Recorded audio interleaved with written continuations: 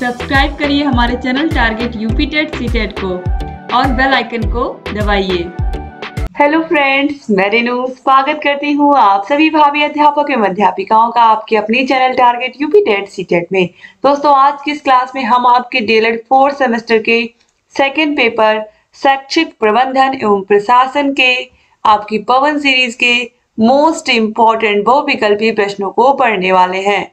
तो दोस्तों, यहाँ पर ये जो प्रश्न है इनको हम 2 पार्ट में कंप्लीट करेंगे। तो आज यहाँ पर हम पार्ट 1 को पढ़ने वाले हैं।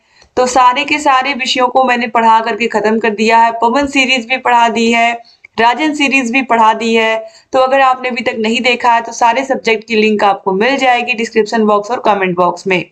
तो चलिए स्टार्ट करते हैं क्वेश्चन नंबर 1 से। प्रबंधन की मुख्य प्रक्रिया है नियोजन करना, व्यवस्था करना, प्रशासन या उपयुक्त सभी।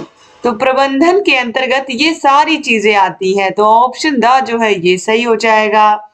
हम मैनेजमेंट देखते हैं, व्यवस्था देखते हैं, कैसे सारी प्रक्रिया विद्यालय में या किसी संस्था में सही से चल रही है कि नहीं, शिक्षक किस तरीके से सारे क्लास में कौन से शिक्षक हैं, कौन से विषय को पढ़ाते हैं, किस प्रकार से जो गार्जियन है बच्चों के उनका रिस्पॉन्स कैसा आ रहा है, ये सारी चीजें मैटर करती हैं इसमें।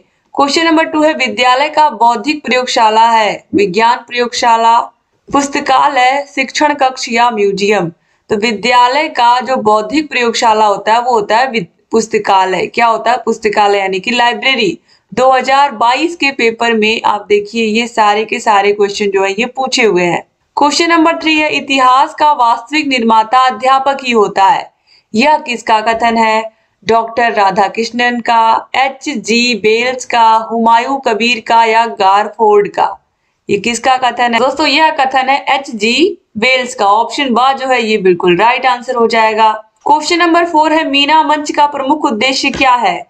प्रौढ़ शिक्षा का विकास, बालिकाओं की शिक्षा का विकास, महिलाओं की शिक्षा का विकास या उपयुक्त सभी। दोस्तों, जो मीना मंच है इसमें क्लास 6 7th ईयर्थ की जो बालिकाएं होती हैं उनको स्वच्छता के बारे में बताना, उनको बहुत सारी चीजों के बारे में जानकारी देना, लड़कियों के लिए ये बनाया गया।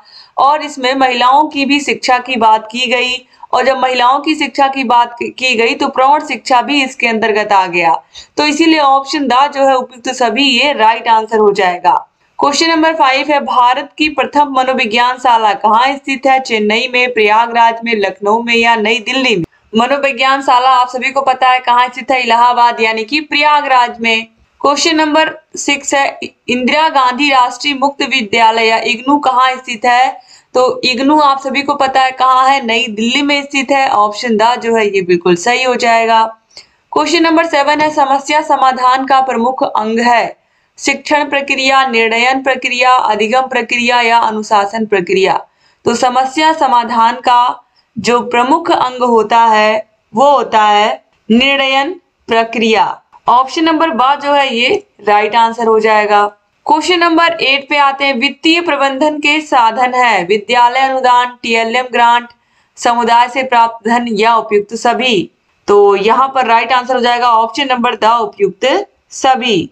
क्वेश्चन नंबर 9 है कल के विश्व को कौन चलाता है? तो कल के विश्व को शिक्षक चलाता है। शिक्षक ही भावी भविष्य का निर्माता होता है क्योंकि उसी के हाथ में देश का भविष्य होता है। जो हमारे बच्चे हैं हमारे देश के वो देश का भविष्य ही हैं और उनकी जिम्मेदारी किसके हाथ में होती है? शिक्षकों के हाथ में होती है। इसीलिए हम कल के विश्व को कौन चलाता है? तो शिक्षक चलाता है। और कल के विश्व है कौन? आज के विद्यार्थी। क्वेश्चन नंबर 10 है SCERT की स्थापना कब की गई थी? तो SCERT की स्थापना आप सभी को मैंने बार बार कहा है कि NCERT की स्थापना आप याद रखिएगा 1961 में हुई थी। ठीक है, 1961 में हुई थी और इसके ठीक 20 साल बाद 1981 में SCERT की स्थापना हुई थी। तो यहाँ पर ऑप्शन नंबर ब जो है 1981 इसको आप लोग जरूर याद रखिएगा। क्वेश्चन नंबर 11 है राज्य हिंदी संस्थान कहाँ स्थित है? प्रयागराज, वाराणसी, लखनऊ या गोरखपुर। तो राज्य हिंदी संस्थान जो है ये स्थित है वाराणसी में यानी कि बनारस में। क्वेश्चन नंबर 12 है समय सारणी को क्या कहा जाता है? विद्यालय की दूसरी घड़ी, अनुशासन, घंटा या अध्ययन। तो यहाँ पर राइट आंसर जाएगा ऑप्शन नंबर आ, विद्यालय की दूसरी घड़ी कहते हैं हम समय सारणी को। क्वेश्चन नंबर 13 पे आते हैं, ग्राम शिक्षा समिति के गठन के लिए क्या आवश्यक है? एक महिला का होना, दो महिलाओं का होना, तीन महिलाओं का होना या महिला का होना आवश्यक नहीं है। तो ग्राम शिक्षा समिति के गठन में एक महिला का, कम से कम एक महिला का होना बहुत जरूरी होता है। तो ऑप्शन आ जो है ये बिल्कुल सही हो जाएगा। क्वेश्चन नंबर 14 है, लर्निंग कॉर्नर द्वारा बच्चों में गुण विकसित होता है स्वयं द्वारा अवलोकन करने का, निरीक्षण करने का, निष्कर्ष करने का या उपयुक्त सभी। तो राइट आंसर दोस्तों यहाँ पर हो जाएगा उपयुक्त सभी का। ऑप्शन द बिल्कुल सही हो जाएगा। आगे बढ़ते हैं, क्वेश्चन नंबर 15 पे आते हैं, न्यूपा परिषद का अध्यक्ष होता है राष्ट्रपति, प्रधानमंत्री, मानव संसाधन विकास मंत्री या कुलपति। तो दोस्तों यहाँ पर राइट आंसर हो जाएगा ऑप्शन नंबर स, मानव संसाधन विकास मंत्री। क्वेश्चन नंबर 16 पे आते हैं, विद्यालय की संरचना हेतु निर्माण संबंधी कितनी योजनाएं प्रचलित हैं?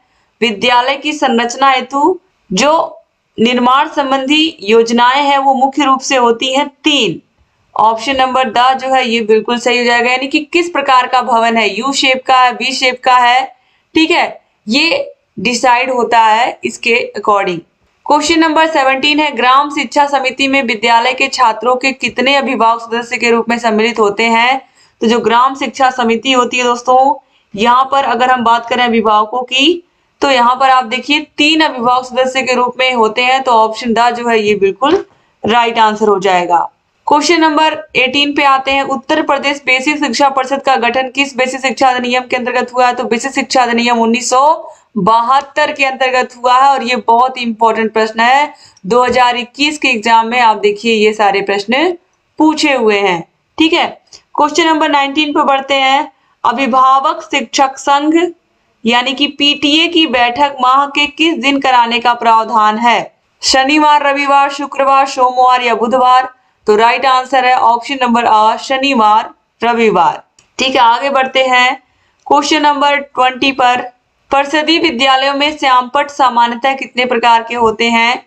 तो राइट आंसर दोस्तों यहाँ पर हो जाएगा ऑप्शन नंबर अ, 4 प्रकार के। क्वेश्चन नंबर 21 है, प्रदेश में बालिका शिक्षा को बढ़ावा देने के लिए यूनिसेफ द्वारा निर्मित ऑडियो विजुअल माध्यम पर आधारित शैक्षिक कार्यक्रम मीना मंच में कितने कैसेट है? ये बहुत इंपॉर्टेंट प्रश्न है। तो राइट आंसर हो जाएगा दोस्तों 12 कैसेट हैं। कितने हैं? 12 कैसेट है, जिसमें मीना किस तरीके से, मीना जो एक काल्पनिक पात्र होती है उस कहानी में, किस तरीके से वह धीरे धीरे अपने घर के कामों को करते करते वह बहुत ही छोटी उम्र में ही फिर वो विद्यालय भी जाती है, विद्यालय भी देखती है, अपने छोटे भाई बहनों को भी संभालती है। तो उसके जो छोटे भाई बहन होते हैं वो किस तरीके से, जो आंगनबाड़ी की दीदी होती हैं वो कहती हैं कि छोटे भाई बहनों को ला करके आंगनबाड़ी में डालो और तुम चलो पढ़ाई करो, ठीक है। तो इस तरीके से यहाँ पर ये जो मीना मंच है, जिसमें मीना जो एक कैरेक्टर होती है उसको किस तरीके से, एक तरीके से यहाँ पर एक नायिका बना करके प्रस्तुत किया जाता है और ये बताया जाता है कि किस तरीके से जो लड़कियों की शिक्षा है वो भी बहुत बहुत जरूरी है, लड़कों से भी कहा जाता है, क्योंकि यहाँ पर ये दो घरों को रोशन करेंगी अगर ये अच्छे से पढ़ाई लिखाई करेंगी। तो ये सारी चीजें इसमें बताई गई। टोटल इसमें 12 कैसेट है। क्वेश्चन नंबर 22 पे आते हैं, प्रदेश में प्राथमिक विद्यालयों की मान्यता के लिए कौन सा पर्यवेक्षण किया जाता है? व्यक्तिगत पर्यवेक्षण, पैनल पर्यवेक्षण, सामूहिक पर्यवेक्षण या एकांश पर्यवेक्षण? तो राइट आंसर हो जाएगा पैनल पर्यवेक्षण। तो यहाँ पर ऑप्शन बहुत सही हो जाएगा। क्वेश्चन नंबर 23 है, कक्षा कक्ष एवं कक्षा कक्ष के बाहर किसी सार्थक क्रियाकलाप को संपन्न कराने के लिए क्या आवश्यक होता है? योजना बनाना, पेड़ पौधे लगाना, टीएलएम बनाना या विद्यालय की सफाई करना? तो किसी भी योजना को, किसी भी काम को करने के लिए हमें योजना बनाना पड़ता है, प्लान बनाना पड़ता है। 2021 में देखिए ये सारे के सारे क्वेश्चन पूछे हुए हैं। क्वेश्चन नंबर 24 है, विकास खंड के सभी विद्यालयों के लिए पर्यवेक्षण का मुख्य दायित्व होता है बेसिक शिक्षा अधिकारी पर, ब्लॉक संसाधन केंद्र के समन्वयक पर, जिला समन्वयक पर या प्राचार्य डायट पर? तो इसका राइट आंसर दोस्तों हो जाएगा ब्लॉक संसाधन केंद्र के समन्वयक पर, बीआरसी समन्वयक पर। और बीआरसी पर कौन बैठता है आप सभी को पता है, बीईओ, जिसे हम एसडीआई के नाम से भी जानते हैं, ठीक है, basic education officer. Question number 25 है, राष्ट्रीय अध्यापक शिक्षा परिषद की स्थापना कब हुई? एनसीटी की स्थापना 1995 में हुई थी। ऑप्शन सा जो है ये बिल्कुल राइट आंसर हो जाएगा। क्वेश्चन नंबर 26 पे आते हैं। उत्तर प्रदेश राज्य हिंदी संस्थान कहाँ है? ये प्रश्न देखिए 2022 के एग्जाम में भी पूछा गया और 21 में भी पूछ लिया है। तो कहाँ पर है? बनारस में है। उत्तर प्रदेश राज्य हिंदी संस्थान कहाँ है? तो बनारस में है। ठीक है, आगे बढ़ेंगे हम लोग क्वेश्चन नंबर 27 पर। जिला शिक्षा एवं प्रशिक्षण संस्थान की स्थापना हुई। तो जिला शिक्षा एवं प्रशिक्षण संस्थान की जो स्थापना हुई थी ये हुई है राष्ट्रीय शिक्षा नीति 1986 की अनुशंसा पर। तो यहाँ पर आप देखिए राइट आंसर हो जाएगा ऑप्शन नंबर ब, राष्ट्रीय शिक्षा नीति 1986 की अनुशंसा पर। क्वेश्चन नंबर 28 है राज्य शिक्षा संस्थान कहाँ है? तो राज्य शिक्षा संस्थान यहाँ पर पूछा है, तो राइट आंसर यहाँ पर हो जाएगा दोस्तों ऑप्शन नंबर अ, प्रयागराज में। क्वेश्चन नंबर 29 है जिला शिक्षा एवं प्रशिक्षण संस्थान में कितने विभाग होते हैं? तो डाइट में कितने विभाग होते हैं दोस्तों यहाँ पर पूछ रहा है, तो राइट आंसर हो जाएगा ऑप्शन नंबर स, 7 विभाग। क्वेश्चन नंबर 30 है राज्य शैक्षिक प्रबंधन एवं प्रशिक्षण संस्थान कहाँ है? तो राज्य शैक्षिक एवं प्रशिक्षण संस्थान जो है आपका ये है प्रयागराज में, यानी कि ऑप्शन द जो है ये बिल्कुल सही हो जाएगा। क्वेश्चन नंबर 31 है एनसीईआरटी का मुख्यालय कहाँ है? तो एनसीईआरटी का मुख्यालय दिल्ली में है। ऑप्शन आ जो है ये बिल्कुल राइट आंसर हो जाएगा। 2020 में यहाँ देखिए प्रश्न पूछा हुआ है। क्वेश्चन नंबर 32 है पाठ्य सहगामी क्रियाकलाप की विशेषताएं हैं। सांस्कृतिक कार्यक्रम, राष्ट्रीय पर्व, वृक्षारोपण या उपयुक्त सभी। तो राइट आंसर हो जाएगा ऑप्शन नंबर द, उपयुक्त सभी। ये सभी एक्स्ट्रा करिकुलम के अंतर्गत आते हैं। क्वेश्चन नंबर 33 है मानवीय प्रबंधन के घटक हैं। तो मानवीय प्रबंधन में शिक्षक, बच्चे और समुदाय आते हैं। तो ऑप्शन द जो है ये बिल्कुल सही हो जाएगा। विद्यालय भवन, पुस्तकालय, फर्नीचर ये सब भौतिक प्रबंधन है। क्वेश्चन नंबर 34 है विद्यालय प्रबंधन में महत्वपूर्ण भूमिका किसकी होती है? प्रधानाध्यापक की, शिक्षक की, बच्चों की, उपयुक्त सभी की। जब ये सभी लोग अपना काम सब लोग सही से करते हैं तभी एक विद्यालय चल पाता है। तो ऑप्शन द जो है ये बिल्कुल सही हो जाएगा। आप देखिए सारे के सारे प्रश्न पूछे हुए हैं। क्वेश्चन नंबर 35 है जिला स्तर की सर्वोच्च अकादमिक संस्था है। तो जिला स्तर की सर्वोच्च अकादमिक संस्था है डाइट। ऑप्शन आ जो है ये बिल्कुल राइट आंसर हो जाएगा। आगे बढ़ते हैं क्वेश्चन नंबर 36 पर। समस्या समाधान का प्रमुख अंग है शिक्षण प्रक्रिया, निर्णयन प्रक्रिया, अधिगम प्रक्रिया या अनुशासन प्रक्रिया। तो दोस्तों ये प्रश्न अभी आप लोगों ने 2022 में भी पूछा हुआ देखा और देखिए फिर यहाँ पर 2020 में भी ये पहले ही पूछा जा चुका था। तो ऑप्शन ब जो है ये बिल्कुल सही जाएगा। 20 में पूछा है, फिर 22 में पूछ लिया है, तो अगले भी आपके एग्जाम में भी आने के चांसेस हैं इसके। क्वेश्चन नंबर 37 है राज्य हिंदी संस्थान कहाँ स्थित है? तो राज्य हिंदी संस्थान अभी आप लोगों ने देखा है कहाँ स्थित है, बनारस में। ऑप्शन द जो है ये बिल्कुल राइट आंसर हो जाएगा। क्वेश्चन नंबर 38 है एनआईओएस की स्थापना कब हुई थी? 1962, 1973, 1989 या 1992 कब हुई थी दोस्तों? तो राइट आंसर यहाँ पर हो जाएगा बिल्कुल राइट आंसर 1989 में। ऑप्शन सा जो है ये बिल्कुल राइट आंसर हो जाएगा। आगे बढ़ते हैं क्वेश्चन नंबर 39 पर। सूचना का अधिकार विधेयक लोकसभा में कब लाया गया था? तो सूचना का अधिकार विधेयक जो है ये लाया गया था दिसंबर 2005 में। तो दोस्तों यहाँ पर आप देखिए ऑप्शन ब ही सही दिया गया है, लेकिन यहाँ पर ऑप्शन ब सही नहीं है। सूचना का अधिकार विधेयक यहाँ पर पूछ रहा है। सूचना का अधिकार विधेयक जो है ये जो अधिनियम बना ये दोस्तों 15 जून 2005 को ही बन गया था। 15 जून 2005 को ही बन गया था और ये जो कानून है ये 12 अक्टूबर 2005 से 12 अक्टूबर 2005 से ही देश में लागू हो गया था। ठीक है, संपूर्ण धाराओं के साथ देश में लागू कर दिया गया था। तो यहाँ पर याद रखिएगा सूचना का अधिकार विधेयक जो है ये अधिनियम कब बना? तो ये 15 जून 2005 को बन गया और 12 अक्टूबर, ये डेट याद रखिएगा, 12 अक्टूबर 2005 से ये सारे देश में लागू भी हो गया था। ठीक है, तो यहाँ पर एक भी डेट सही नहीं दी हुई है। तो आगे बढ़ते हैं अब हम लोग क्वेश्चन नंबर 40 पर। भारत की प्रथम मनोविज्ञान शाला स्थित है तो प्रयागराज में। ये प्रश्न आप फिर देख रहे हो इलाहाबाद में।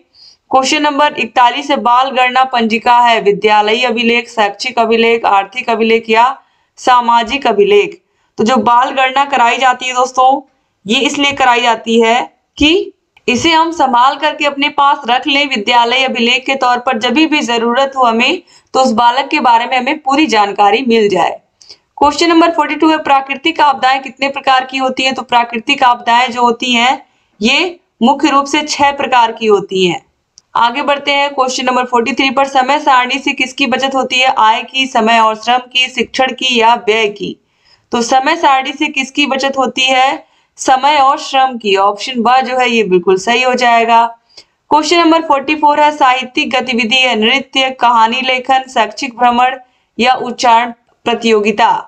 तो यहाँ पर जो राइट आंसर हो जाएगा वो हो जाएगा ऑप्शन नंबर ब, कहानी लेखन। 2020 के एग्जाम में आप देखिए ये सारे के सारे क्वेश्चंस पूछे हुए हैं।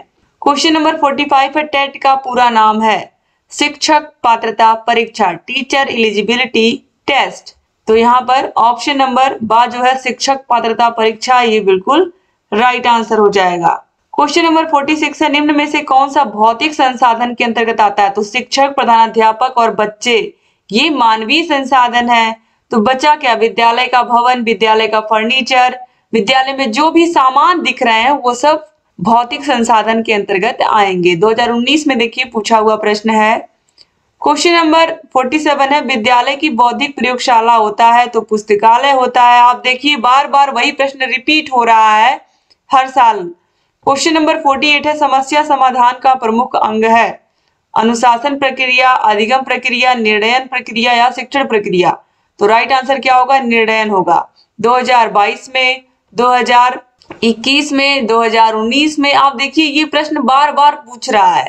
क्वेश्चन नंबर 49 है, मानवीय प्रबंधन के घटक है फर्नीचर, पुस्तकालय, विद्यालय भवन या शिक्षक, छात्र छात्राएं एवं समुदाय? ये प्रश्न भी बहुत इंपॉर्टेंट है, बार बार पूछा गया है। मानवीय संसाधन यानी कि जो मनुष्य हैं, यानी कि जो टीचर हैं, जो प्रधानाध्यापक हैं, जो बच्चे हैं, तो ऑप्शन द ये बिल्कुल सही हो जाएगा। बाकी सब क्या है? ये सब भौतिक संसाधन है। क्वेश्चन नंबर 50 है, समय सारणी को कहा जाता है विद्यालय की दूसरी घड़ी कहा जाता है, अभी आपने इसी क्लास में देखा है। तो ऑप्शन आ बिल्कुल सही हो जाएगा। क्वेश्चन नंबर 51 है, विद्यालय के अभिलेखों का प्रमुख उद्देश्य क्या होता है? दंड का साक्ष्य, आवश्यक सूचनाओं का रख रखाव, अनियमितताओं की जानकारी या निरीक्षण में सहयोग? तो यहाँ पर जो राइट आंसर हो जाएगा वो हो जाएगा आवश्यक सूचनाओं का रख रखाव करने के लिए अभिलेखीकरण बहुत इंपॉर्टेंट होता है। क्वेश्चन नंबर 52 है, कोठारी कमीशन ने राष्ट्र निर्माता की संज्ञा किसे दी है? तो आप सभी को पता है किसको दी है? अध्यापकों को ही दी है। ऑप्शन सा जो है ये बिल्कुल सही हो जाएगा। क्वेश्चन नंबर 53 है, शैक्षिक पर्यवेक्षण का मुख्य उद्देश्य होता है शिक्षा की संपूर्ण प्रक्रिया में वांछनीय परिवर्तन करना, सामान्य निर्देश देना, कक्षा कक्ष का निरीक्षण, अनुदानों की अपव्यय का निरीक्षण? तो राइट आंसर है शिक्षा की संपूर्ण प्रक्रिया में वांछनीय परिवर्तन करना। क्वेश्चन नंबर 54 है, राज्य शिक्षा संस्थान कहाँ स्थित है?